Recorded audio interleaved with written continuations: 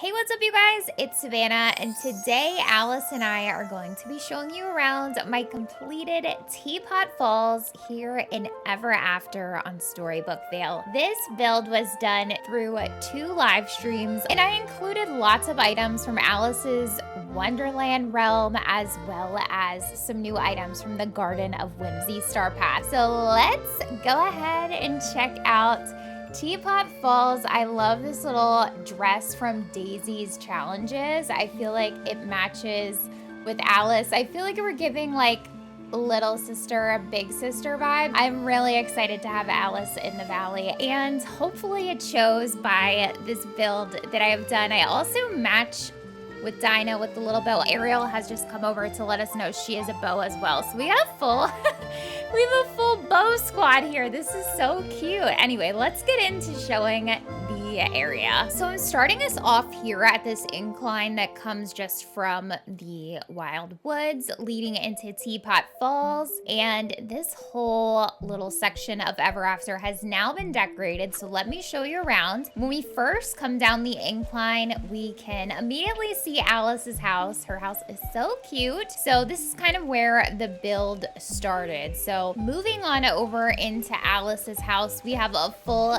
tea party in front of her house. I'm still looking for the unbirthday celebration table in Scrooge's, but maybe when I get that, I'll swap that out. But until then, this table from Encanto's furniture collection has been so cute. I love it, mixed with all these yellow chairs. All the pops of yellow we were really feeling when we decorated this on stream. So I really am pleased with how this little tea party biome has turned out. Also, you can see the path here was a lot of fun. So this is actually the Momrath path, and these pieces you can find in Scrooge's. So it is like a little individual tile that I have laid out all over this area. So when it came to organizing this biome, I wanted to have this straight on path going throughout the biome right in the center. And then I also wanted to have these kind of random offshoots of a more natural path so I could use this Momrath path. Now, I don't actually know how many Momraths I ended up placing. There are so many. When I zoom out, it kind of looks like somebody spilled Nerds candies all over, but I am just obsessed with this path. I can't wait to use it in other builds, and this was kind of just the first time I was experimenting around with it, but I think it definitely adds to the Wonderland aesthetic as well. Now, of course, I have been loving these new Star Path items. This singing daffodil you see in the background is probably one of my favorite items. This singing daffodil is just so good. I love that he kind of waves at you and announces that you're in the area with the little horn. It's just so cute. So I kind of put those all over the place, along with the oversized teacups. The little handsies are out here. This mega teapot you see in the back is something I found in Scrooge's as well, so keep an eye out for that if you've not seen it. The yellow teapot is so cute. I wanted to use this cloud house in this area, and I discovered that you can actually put this house over water, which I really did not know that you could do,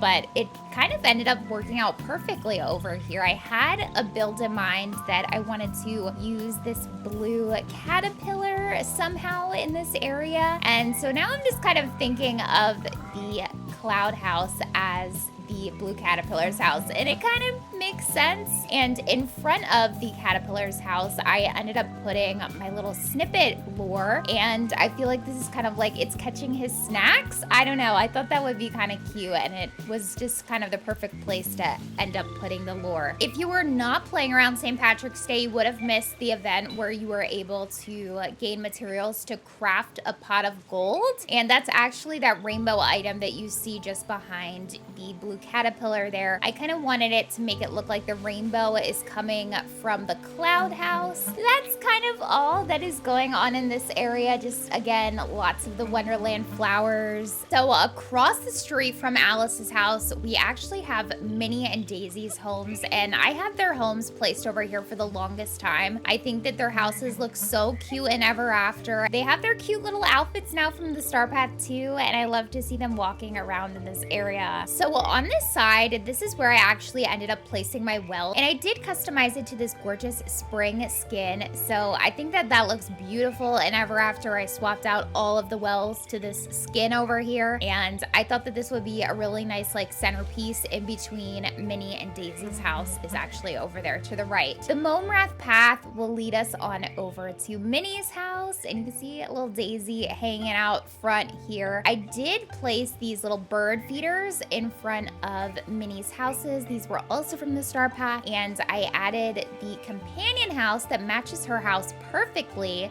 with these little pastel birds and bunnies hopping and flying around, and the birds do actually interact with the bird feeder. So try that out if you haven't used it yet. And we all know that Minnie loves flowers, so I think that she would be happy to know that she has a garden so close to her home. I did place the automatic gardener here surrounded by this gorgeous white picket fence. Right now I just really love how the fairy rye looks over in this biome. It's so cute. So you can walk right on through the garden. That's something I've been liking playing around with, but we will stick to the main path here just for sake of showing you everything. We have little wheelbarrows off to the side, and then again another Mome Rath path leading on up to Daisy's house. This couch I just did not have the heart to pick up. We had so much fun seeing random villagers sit on this couch. It's just such a cute girly couch, but like when a villager like Jack Skellington comes on over and has an existential crisis on this couch, you just have to soak in the imagery. So I didn't have the heart to pick up that couch. I think it looks so funny over here when I see like Hades plotting his evil schemes like in this pink and purple pastel Wonderland. So that's what's going on over there. Pretty much everything you just saw was done on part 1 of my live stream design for this, and then everything you're about to see is what we did in part 2 if you're interested. So that was finally after I got the Cheshire Cat moved in and also got his house, which is this tree here. So in the middle of where all the path connects, and I will show this in the overhead view, and I thought this would work out really nicely because one, his house is surrounded with all of these wrong way signs and all the Wonderland signs pointing all crazy different ways, so it kind of made sense to have them in the middle of the path. And also the Cheshire Cat, I guess, is going to be a villager that I'm really maybe not going to see so frequently around in the valley, so I wanted to be able to see him whenever I walk through here. So he's up there chilling in his tree enjoying Teapot Falls. I hope you guys are as well. If you are, please be sure to give this video a like, but we still have more to see.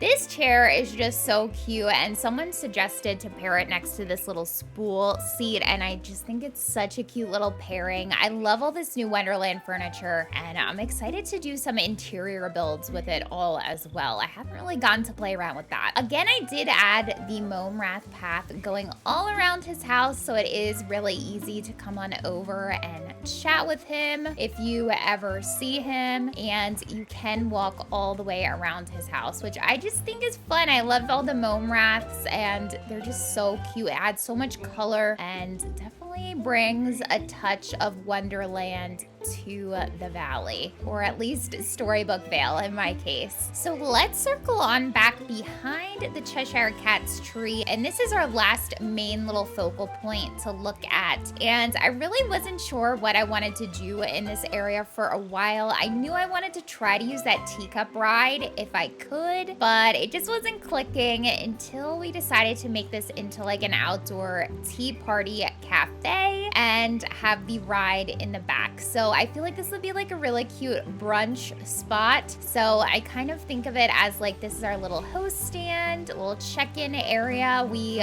caught Elsa sitting here when I was streaming, which was so cute. It kind of looks like she's ready to bring you on over to your table. I do wish that you could put some accessories on top of this table, like even like a little cup of tea would have been perfect, but unfortunately you cannot decorate the top of it, at at least right now. Maybe they will add that. And then in the back, we have the tables. So this table is super cute. If you missed it in the premium shop, it was actually in the Easter bundle with like all the Winnie the Pooh spring stuff. So definitely get this little Eeyore Easter table if it comes back. It is so cute.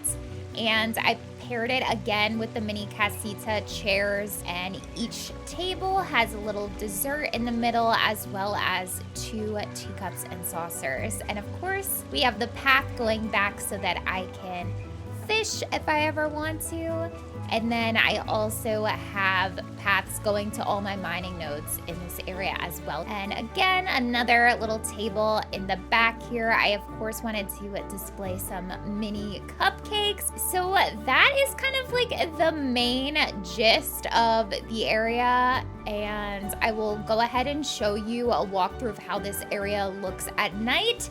And I will also show you how it looks in the overhead if you want to get a better idea of how the layout of everything is. Okay, so here we are in the decorating mode in the overhead. Hopefully this gives you a better idea of how I did the path. I really like how it turned out. The pathing was something I was kind of dreading doing for Teapot Falls. I just feel like we don't have enough options for decorating Storybook Vale. So the path that I ended up using is actually a craftable path from Eternity Isle. And like I said, I did this main strip of path going through the biome, connecting on up to the Beanstalk Marshes. And then of course we have an area where the path leads into the Teapot Falls trial area. And then of course where it leads up on over to the left into the Fallen Fortress. So Cheshire Cat's house right in the middle I thought was a really nice little centerpiece. And then I love all the Mome Rath paths scattering all throughout the area. I kind of just put them in any free spaces or areas where I thought my character would most need to run around. Just to kind of give you an idea, like I just did little offshoots leading up to the characters' houses and also to the mining nodes, really anywhere I would want to be running around in the areas. So I hope that this helps you to get an idea of how you could maybe lay out path. You could do something totally different over here and put like someone else's house. You could put Alice right in the middle. You could do a totally different vibe for Teapot Falls, but I really just hope that this gives you some inspiration because I feel like this is kind of a tricky biome to decorate. I don't know why. So here we are in the evening time. I just kind of wanted to show you everything lit up so you can get an idea of how this is all looking in the evening. Looks like we have little Minnie Mouse over here fishing. She looks so cute in her little tea party outfit. I love Minnie and Daisy's tea party outfits. I don't know how I could ever change them into anything else, but we'll see what happens. We have our little well area over here. I love that all the mushrooms and everything are lit up and glowing. It really feels magical. And the lantern that I am holding in my character's hand is actually from the Star Path too. It's such a cute little item. This is one of the bonus rewards actually in the purple and green variant. It's got little Miss Elsa over here hanging outside the Cheshire Cat's house. We love to see it. We have Miss Rapunzel in front of Daisy's house.